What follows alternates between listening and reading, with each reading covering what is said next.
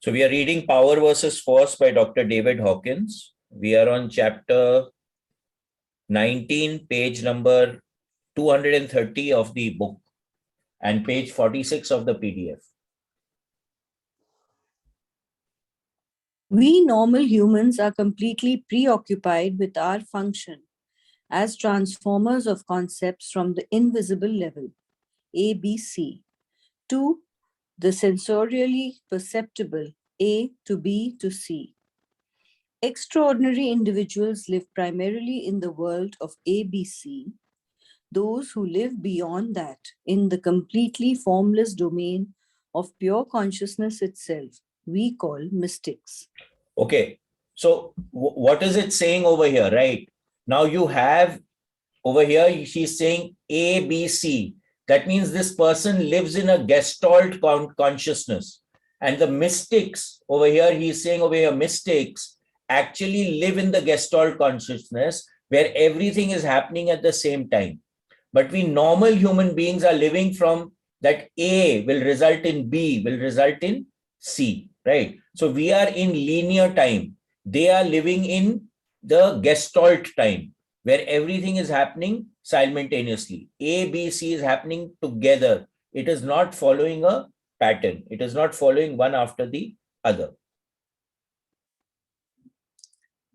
To such individuals, the origin of everything is obvious. They are uninterested in the process of making things visible and manifest. In everyday life, these are the creative people who spawn new enterprises and then turn over their execution and management to others. So again, a mystic, for the mystic, everything is already obvious and visible. So they're not after making things manifest, right? So they are moving away from materialism into spiritualism. Whereas we are totally focused on materialism. So we are constantly wanting to manifest stuff over here. Now, the mystics, even if they do something, they will not, they will not be attached to it. They will leave it after they've created it. They'll leave it and allow others to manifest it. Whereas normal human beings, if they have manifested something, if we have made something, we will be attached to it. We will want to grow from it. We will want to gain from it. But when you're operating at that higher state of consciousness, you're not going to be bothered by making thing or making money out of what you have created. The yet more advanced mystics conclude that only their ABC level of awareness is real and the observable world is a dream or illusion. So again, very, very clearly, what is happening over here, right? That for the mystic, that expanded state of consciousness, that expanded state of awareness is actually much more real than what we consider real in the C1 consciousness. And people who have experienced these expanded states, we were just talking before with Kokil telling us that after the gateway, there's a lot of shift that has taken place in her. People around her are also noticing the shift. So what does that mean? That we are being transformed internally, and the way that we are relating to the world has taken a transformational touch. It has changed, right? So we are much more than what we actually are. That's the way that the mystics actually view it. It should be pointed out, however, that this is only another limited point of view. There is neither real nor non-real, only that which is. That which is so, from all viewpoints or none. So again, whatever you are perceiving is real to you. When you expand your perception, when you go into an altered state of consciousness, the way that you perceive things will shift, right? So basically, how is reality being created? Reality is being created by our perception of it. If we do not perceive it, it does not exist, right? This is very, very important because we create our reality. So our reality is what we are perceiving. So if we are perceiving, we are creating our reality.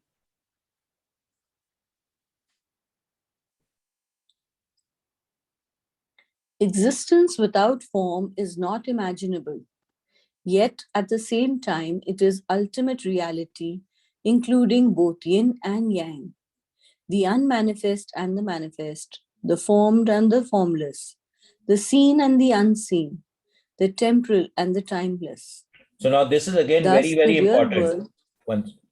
So this is again very, very important, right?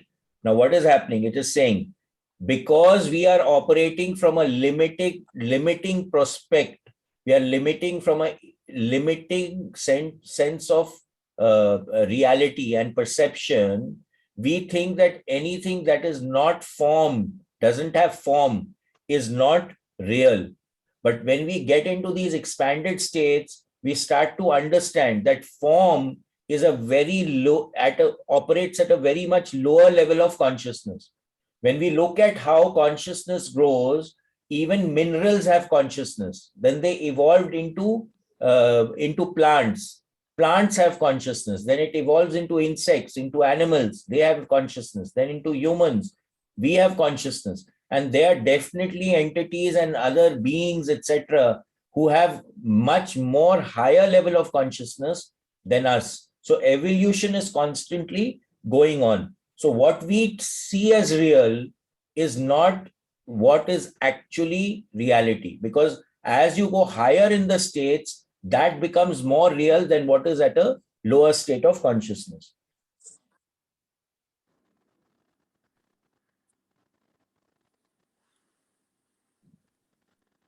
Thus, the real world is simultaneously the real world, for that which is all possibility must include within it all which is. Creation is therefore continuous, or there could be no creation at all. To look for the beginning of creation is to proceed from an artificial notion of time. The start of something that is outside of time cannot be located in time. The Big Bang can only occur in the mind of an observer. So again, when did things start? They started beyond time. So how can we observe something when we are existing in the time-space continuum? If we really want to understand how things started, we have to transcend the time-space continuum. And that can only happen if we go into an expanded state of consciousness that is beyond time.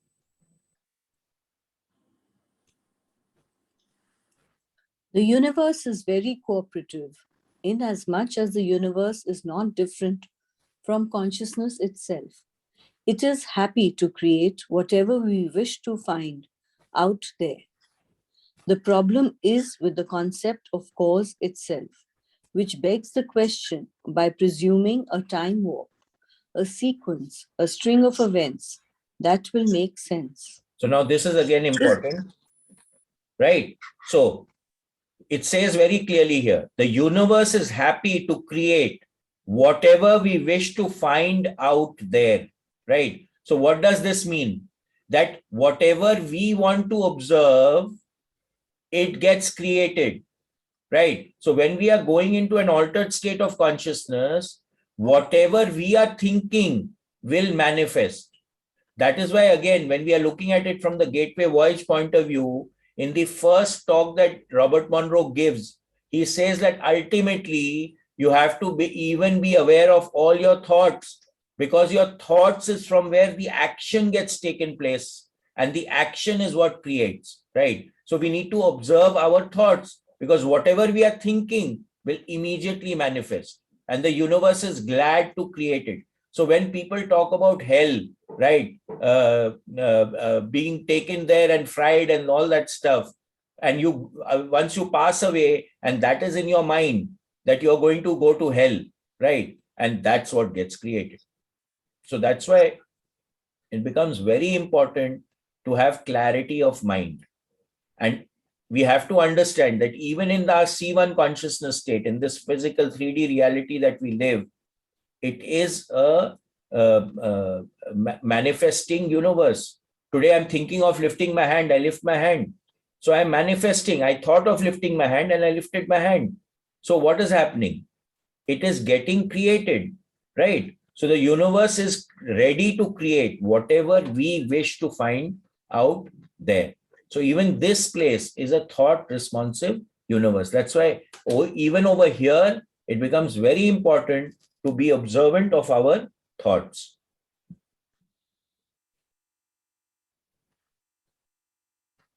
If we step outside of time, there are no causes at all. We could say that the manifest world originates out of the unmanifest. But that again would be inferring a sequential causal series in time, that is, unmanifest to manifest. Once beyond the warp of time with its implicit restriction of comprehension to terms of mere sequence, there is no backwards or forwards. It is then just as valid to say reciprocally that the manifest universe causes the unmanifest. And at a certain level of understanding, this is demonstrably true. So what is happening? That we think that the unmanifest manifests the manifest. But when you step out of time, everything just is. There is nothing being manifested and nothing beyond the manifested, right? Everything just is. And everything is happening at the same time.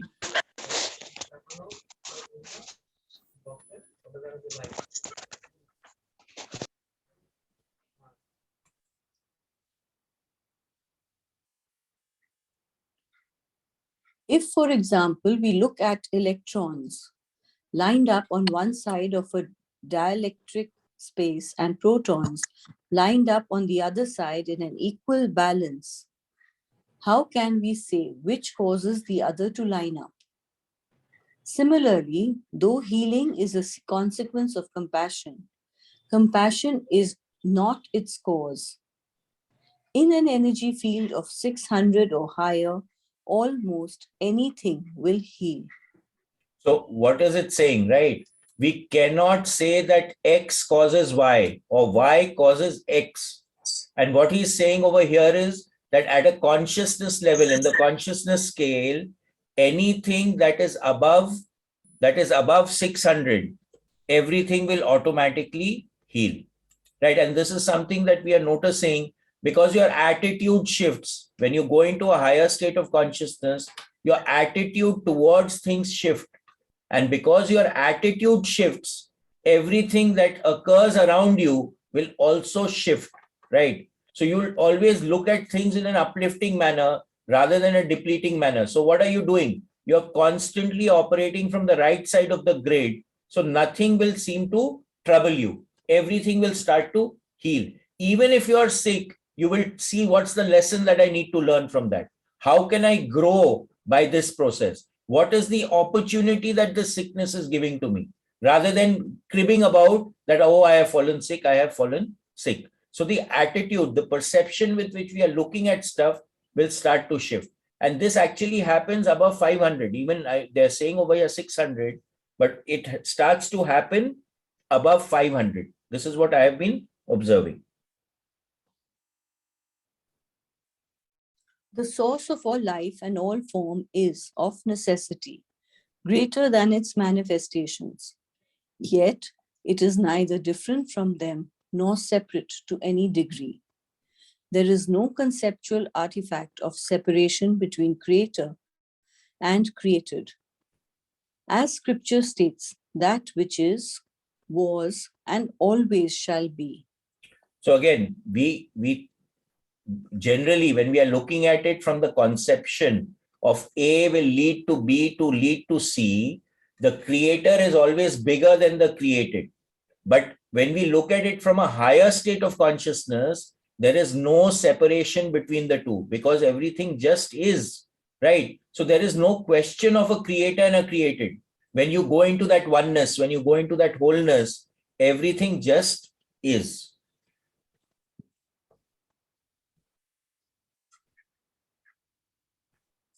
Time, then, is a locus of the perception of a hologram that already stands complete. It is a subjective sensory effect of a progressively moving point of view. There is no beginning or end to a hologram. It is already everywhere complete. In fact, the appearance of being unfinished is part of its completeness. Even the phenomenon of unfoldment itself reflects a limited point of view. There is no enfolded and unfolded universe. There is only a becoming awareness. Our perception. So at the end of the day, what is more important is awareness, right? There is no beginning, there is no end. If you look at a hologram, what is a hologram, right? Let's say you have a picture, or you have an apple, and you have taken that picture of that apple and put it on a holographic plate. If you cut the plate in half and point the laser light in the correct way, you will still get the full apple, right? Although the apple's image may be a little depleted, it may be a little, it's not, the sharpness of the image may not be there, right? But the whole apple will still be there. So everything is complete in itself. There is no unfinished. Everything is complete, right? But it's only about awareness, about perception. How are we perceiving things? That is what makes things go round. Our perception of events happening in time is analogous to a traveler watching the landscape unfold before him. But to say that the landscape unfolds before the traveler is merely a figure of speech. Nothing is actually unfolding. Nothing is actually becoming manifest. There is only the progression of awareness. So what a beautiful example, right? The landscape is already existing. We are only becoming aware of the landscape and then seeing the landscape is there. But again, our perception is what limits our experience. So if I can expand my perception, I can experience everything. There is nothing that is hidden from us if we go into these expanded states of perception.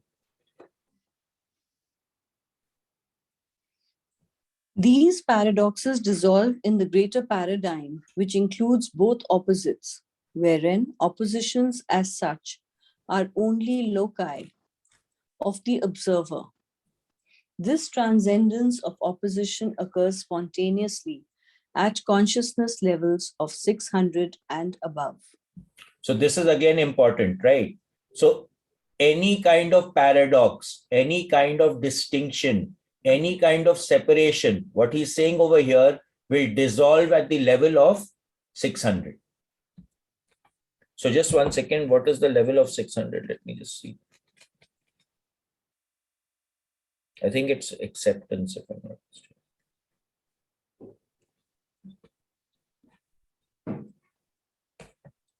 Okay, so the level of 600 is actually peace, right? So if you go into the level of 600, you're at peace with everything. So again, there is no distinction. Everything becomes one. The notion that there is a knower and a known is in itself dualistic, in that it implies a separation between subject and object, which again can only be inferred by the artificial adoption of a point of observation. The maker of all things in heaven and on earth, of all things visible and invisible, stands beyond both, includes both, and is one with both.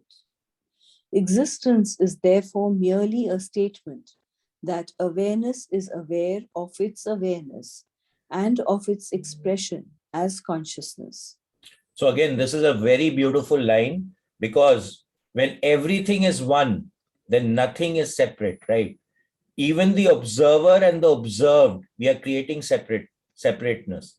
The maker and the made, we are creating separateness. But it says over here very clearly, therefore, existence is merely a statement that awareness is aware of its own awareness. So awareness is aware of awareness, as its expression of consciousness.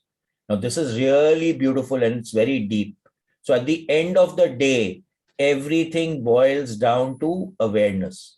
The more aware we are, the more expanded our awareness is, the better off we are, and the higher state of consciousness we are operating at.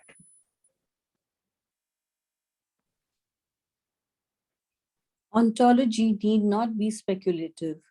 It is, after all, only the theology of existence. Anyone who is aware that he exists already has access to its highest formulations and beyond. Now, this is very important, right? Because we are part of that whole. And at higher states of consciousness, there is no distinction between the maker and the made, right? So there is no distinction between us and that omnipresent higher personality or field or whatever you may call it. So the fact that we are here, we are already connected with that. So we are in us, we already have that entire potential to be that. Why? Because we are that. So we come back to the Vedantic principle of Aham Brahmasmi, that we are the God. We are God, but we just don't know that we are God. And how do we get to know? By expanding our awareness, by expanding our perception. That is when we will get to know that, yes, we are that, when we start raising our level of consciousness.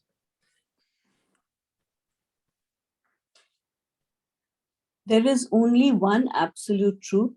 All the rest are semi-facts spawned from the artifacts of limited perception and positionality. To be or not to be is not a choice one may decide to be this or that, but to be is simply the only fact there is. So there is only one truth, that everything is one, right? You may take a position, but that actually that position is false, because ultimately there is, everything simply is. There can be no distinction whatsoever.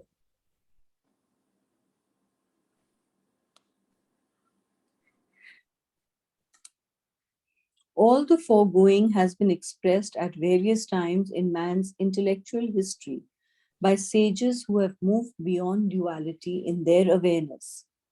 But even then, to claim that the comprehension of the non-duality of existence is superior to its realization as dual is again to fall into an illusion.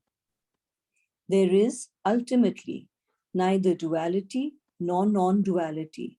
There is only awareness. Only awareness itself can state that it is beyond all concepts such as is or is not.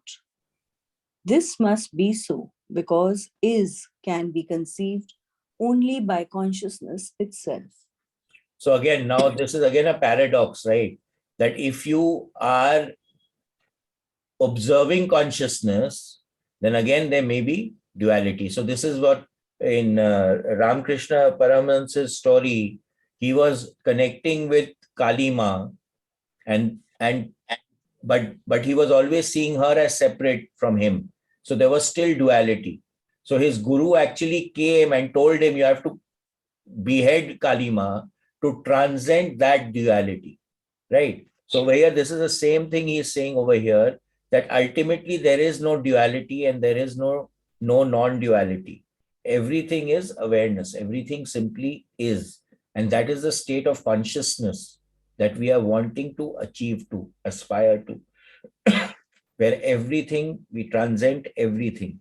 So nothing is and nothing, everything is and everything is not is. Everything is just there, just a matter of awareness.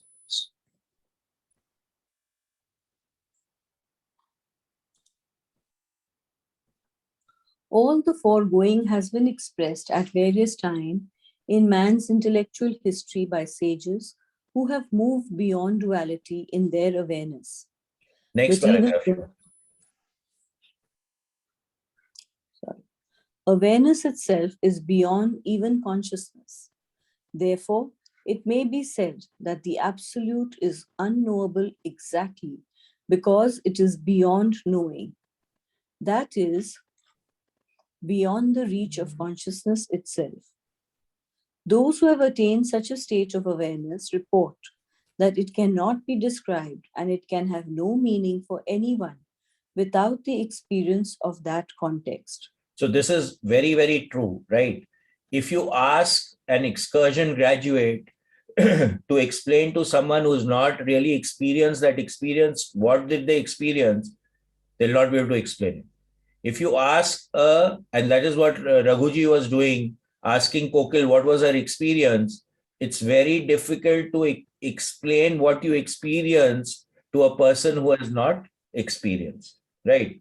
So again, over here, awareness, consciousness is a subset of awareness.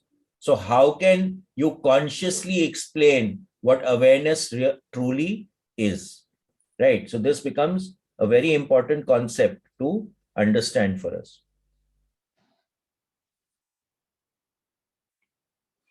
Nonetheless, this is the true state of reality universally and eternally.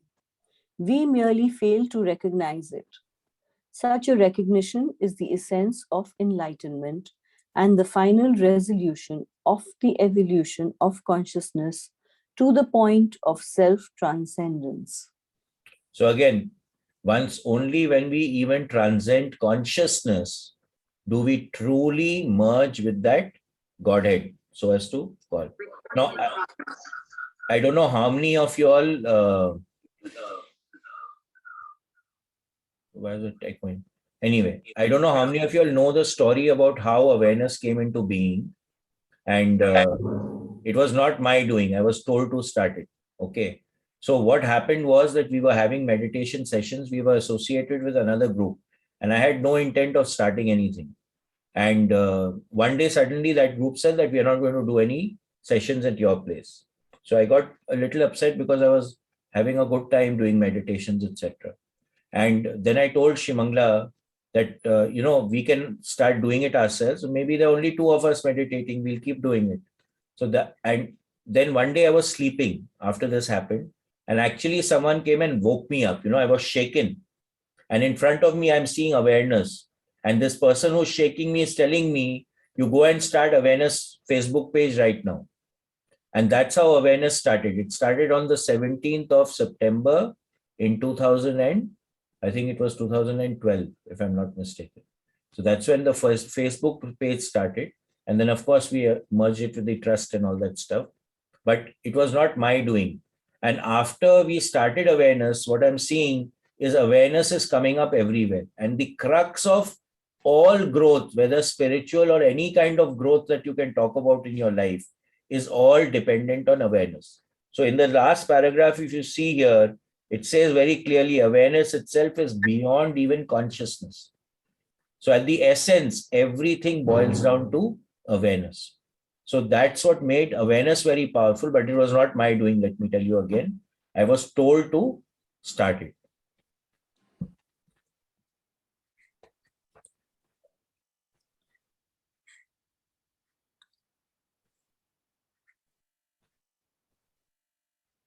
The evolution of consciousness. Thousands of calculations are innumerable calibrations drawn from kinesiologic testing of individuals and from historical analysis indicate that the average advance in level of consciousness throughout the global population is little more than 5 points during a lifetime. Apparently, from untold millions of individual experiences in one's life, usually only a few lessons are ever learned. The attainment of wisdom is slow and painful, and few are willing to relinquish familiar, even if inaccurate, views. Resistance to change or growth is considerable. It would seem that most people are willing to die rather than alter those belief systems which confine them to lower levels of consciousness. Okay, so what does this imply, right? What it is saying is that a normal human being, if they are born at the level of consciousness of, let's say, 200, through their life, of all their life experiences, their level of consciousness will only evolve to 205, right? That is what they are saying for a normal human being. The reason for that is you're so stuck to your belief systems that you're not willing to transcend them. You're not willing to go beyond them. So if you'll see, most of the people who are living in a rotational life. I ask this question to many people in many of the workshops. I used to ask it very regularly. When was the last time you did something new? And let me tell you, in most of the workshops, we used to see blank faces because they couldn't remember when they did something new. So what are they doing? They're getting up in the morning, they're going to the toilet, they're eating their food, they're going to work, they're again having lunch, they're coming back home, they're watching TV, they're going to sleep. And the whole time they're doing the same thing over and over and over again, right? So where is the growth? Where is the awareness expansion? Nothing is happening. So what he's saying very clearly here is that the level of consciousness grows very slowly, right? If we are not willing to let go of our belief systems. And this is what the Monroe processes do. It allows you to transcend your belief system because you experience something which is very different from what you think is real. And it totally shifts your perspective. And that's when the internal shifts start to take place. And that's what Kokil was mentioning right before we started the book reading. If this is true, then what is the prognosis for the human condition? Is a 5-point advance per generation all that can be expected? This troubling question deserves our attention. In the first place, as we can observe from the distribution of levels of consciousness throughout the world population, great masses of our species are at the low end of the evolutionary scale, still relying on force. You have to scroll.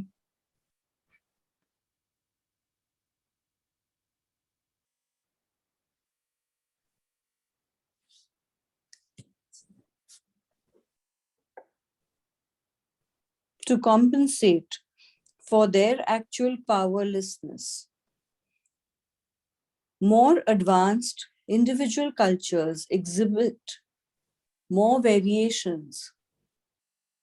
The Japanese capitalized on the lessons of World War II and collectively made a major jump in their evolution. On the other hand, America's level of consciousness sank as a result of the Vietnam War. What was actually learned as yet remains to be seen. So again, we can always learn from our experiences. But what we learn and what we are aware of and what we perceive is very dependent on our awareness, right? How aware we are makes a lot of difference. So a war could raise the level of consciousness of Japan, but a war depleted the consciousness of America. Unfortunately, our entertainment in general trades on emotional sensationalism and so gravitates towards violence. Murder is nightly family fare on television. Our children grow up on a steady mental diet of it. Americans have learned to enjoy the gruesome. The more bizarre, the better. So now what does this imply, right? What are you seeing?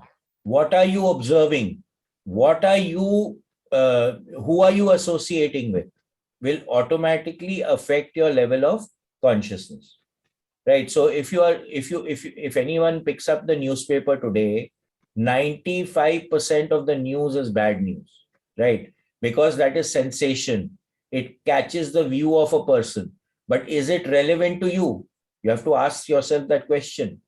Today, if you watch television, 90% of the news that comes is depleting. It is negative, right? Now, if you're going to be observing the news all the time, if you're going to be observing, reading the paper all the time, most people, what do they do?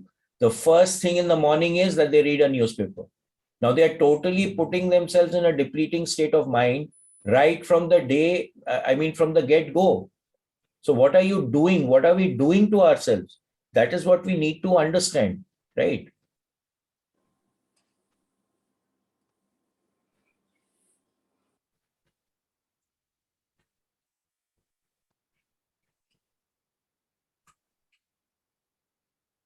Cruelty and havoc are becoming status quo. In the city of Phoenix, where an initiative requiring children to have parental permission to carry guns recently failed, ABC News on January 1st, 1993, reported the handgun killing of a two and one half year old boy by a 3-year-old. It seems that society institutionalizes certain self propagating levels of consciousness which become an ingrained characteristic of various social strata. So again, what is the society in which you are born will have a tremendous effect on you. And unless you are operating out of awareness, you will get sucked into the societal level of consciousness. So again, awareness becomes the key. Where are you operating from becomes the key. How are you operating and why are you operating also becomes the key. So again, operating with awareness is very, very important. Otherwise, your societal and social norms will keep you in a position where you will be stuck all your life. Nonetheless, there remains free choice and thus a considerable potential for individual mobility and variety of experience, making available alternate options. From our study of advanced theoretical physics, nonlinear dynamics, and the nature of nonlinear equations, it is clear that, at least in theory, choice is not only possible but inevitable. It So is out of what does this mean, right? Now, even in a society, you will find that you still have a choice. The society will want you to confer, right? But we have a choice that whether we want to confer or we want to grow. I'm not talking about rebelling, right? I'm talking about expanding your awareness, becoming more aware, raising your level of consciousness. All of us have a choice, right? There is so many things going on. You can choose to read a good book, or you could choose to play a video game. Now you have to decide what is going to be more beneficial to you, and your choice will determine what level of consciousness that you are going to evolve to, right? So that becomes very, very important. So we always have a choice. from our study of advanced theoretical physics, nonlinear dynamics, and the nature of nonlinear equations, it is clear that, at least in theory, choice is not only possible but inevitable. It is out of regularity and irregularity appears. All attractor patterns are connected to each other, if only by a single strand, so to speak. But how exactly do transformational choices occur? What occasions them? Who makes them? And why? This is a crucial subject regarding which few principles have been defined. So again, Growth and development. out of chaos, regulation appears. So when you look at something, you will find there is always chaos below the order, right? So out of chaos, the regularity occurs. We have to understand that. And when we look deeper, even in chaos, there is regulation. So the idea is to get into regulation.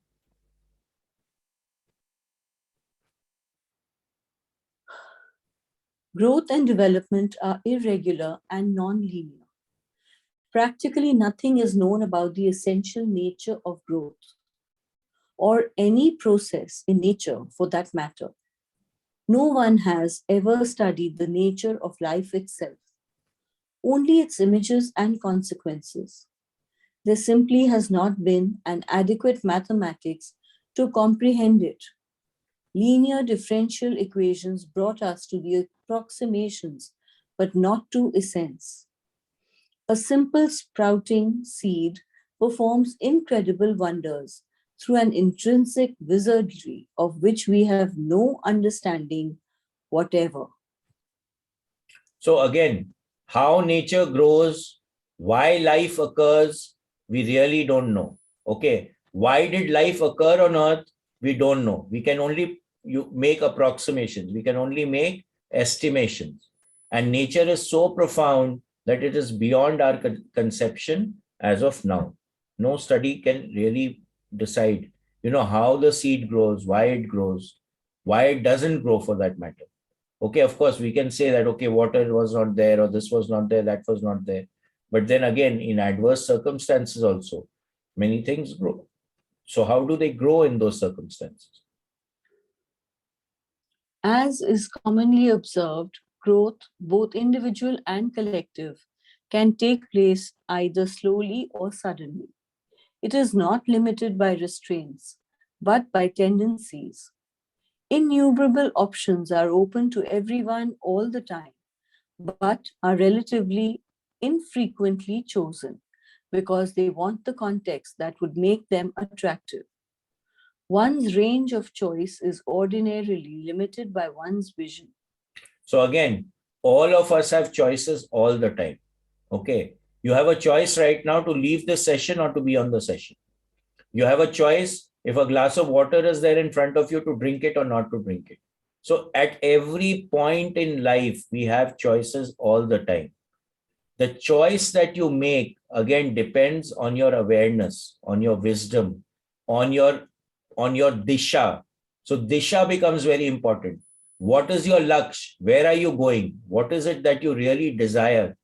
Becomes very, very important. So if you're looking at growth, you will choose the option which takes you to growth.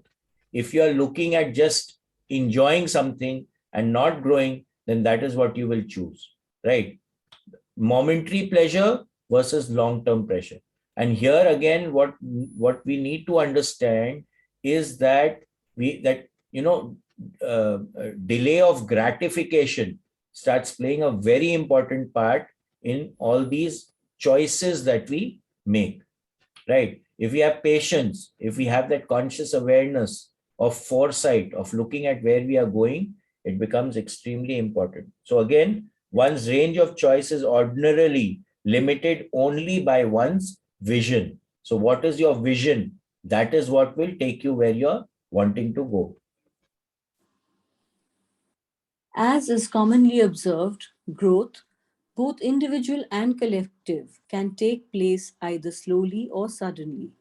Next It is paragraph. not context, value, and meaning are merely different terms for a subtle web of energy patterns within an overall organizing attractor energy field, which is itself only part of a still larger one, and so on, in an infinite continuum throughout the universe, eventually including the total field of consciousness itself. While the sheer magnitude of such a complex of energy patterns seems beyond human cognizance, its totality is nonetheless comprehended by individuals whose consciousness reaches the 600 to 700 range. This gives us some idea of the enormous capacity for understanding possessed by those with advanced consciousness. So now this becomes very important again, right? So everything is associated with an attractor pattern field, and our capacity to read the field is determining what we are experiencing. So as we progress in higher states of consciousness, our ability to perceive the patterns start to get enhanced, right? So we can observe a pattern in a very different way if we are operating at 600, and we observe the pattern in a very different way if we are operating from 200. So again, I'm repeating, I tell excursion graduates and especially gateway graduates that you will find yourself using these words, I told you so. What does that imply? that you have already perceived the pattern. You have perceived the solution. You're giving the solution to your contemporary people, right? People who are there with you, but they don't have the conscious awareness to really understand what you're saying and doing. So they are still operating, but ultimately you'll find that they will come to the conclusion that you've come to already. So you've already told them, but they won't listen to you, right? So you have to keep quiet. You have to allow the people around you. And this I've learned the hard way. You have to allow them to do what they are doing and keep a watch. And ultimately, you will find that they will come to the conclusion that you have come to. Why? Because you are operating at a level of higher consciousness than them. Okay. So over here, he clearly states that individuals whose consciousness reaches 600 to 700 range will have a bigger view. And then it gives us an idea of what is the level of conception that they can really have. So it's all about probabilities, right? Every time we have an option, which option to take, which will take us towards our goal, is what wisdom is all about. Making the correct choice is what takes us forward. And that can only happen when you are operating out of awareness. The most important element in facilitating an upward movement in consciousness is an attitude of willingness, which opens up the mind through new means of appraisal to the possible validity of new hypotheses. Though motives for change are as multitudinous as the innumerable facets of the human condition, they are most often found to arise spontaneously when the mind is challenged in the face of a puzzle or a paradox. Deliberately creating such an impasse is a customary device in certain disciplines, such as Zen, to finesse a leap of awareness. So again, being willing to change, being willing to accept something different from our belief system, from the paradigm that we operate in, is a precursor to allowing us to go into higher states of consciousness. And then when we are facing a situation where in our level of consciousness we cannot find an answer, that is when the leaps of faith start taking place, right? The changes which are forced, it becomes forced that we make a change in the level of consciousness in which we are operating from to be able to understand the paradoxical situation that appears in front of us. That's why challenge is one of the ways that we can actually raise our level of consciousness, provided we are willing to take up the challenge from the right side of the grid. If the challenge puts us down, then again it becomes a problem. On our scale of consciousness, there are two critical fulcrums that allow for major advancement. The first is at 200, the initial level of empowerment. Here arises the willingness to stop blaming and accept responsibility for one's own actions, feelings, and beliefs. So long as cause and responsibility are projected outside oneself, one must remain in the powerless mode of victimhood. So now this is very important, right? We come to understand as soon as we are attending these programs, and we saw it in Zero Limits very, very powerfully, that we are responsible for anything that is happening to us. Everything that is happening to us is we are responsible. Now, if we are blaming someone else, then we are not taking responsibility for what is happening, right? And the first step towards growing in consciousness is to accept responsibility, become responsible for yourself. So at the level of 200, which is the level of courage, you start taking responsibility. The second is the 500 level, reached by accepting love and non-judgmental forgiveness as a lifestyle. Exercising unconditional kindness to all persons, things, and events without exception. So now this again becomes very important, right? At the level, if you're operating at 500, you start becoming gentle, you start becoming compassionate, you stop being self-centered, you start becoming giving, right? You start becoming accepting of what is. And that again creates a lot of transformation in you as well as everything and everyone around you, right? So you start shifting your state at 500. In 12-step recovery groups, as it is said, that there are no justified resentments. Even if somebody did you wrong, you are still free to choose your response and let resentment go. Once one makes this commitment, he begins to experience a different, more benign world as his perceptions evolve. So again, 12-step recovery groups is Alcoholic Anonymous, where they meet as groups, right? And the essence of that is that, again, you start taking responsibility for your action. So whatever may be happening to you, you are always in control of your response to that what is happening to you, right? So that becomes very important in when we start going towards 500 in the level of the consciousness scale, according to David Hawkins. I think we can stop here today.